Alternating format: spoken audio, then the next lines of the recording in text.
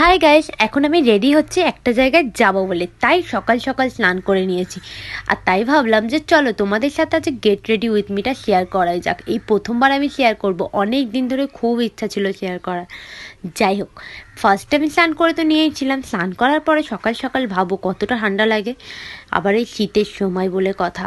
তারপর আমি এই ড্রেসটা পরে নিয়েছিলাম। তোমরা কি ভাবছো আমি এই পাতলা পুতলা ড্রেস পরে এই শীতের মধ্যে যাব? না না, আমি তো জিন্সের জ্যাকেটটা নিয়ে নিয়েছি এর জন্য। যেহেতু একটু বেলা করেই বেরোচ্ছিলাম, তাই আর সোয়েটারটা নিলাম না। তারপরে ফাউন্ডেশনটা মুখে ভালো করে ব্লেন্ড করে নিচ্ছিলাম হালকা করে, যেহেতু বেশি লাগবেই না। আর মেকআপ তো জিন্সের সাথে হালকাই করলে বেশি ভালো লাগে, তাই না? তাই আমি ফেস পাউডারটা তারপর লাগিয়ে নিয়েছিলাম ভালোভাবে ব্লেন্ড করার পরে। শুধু জাস্ট একটা লিপস্টিক লাগিয়ে নিলাম।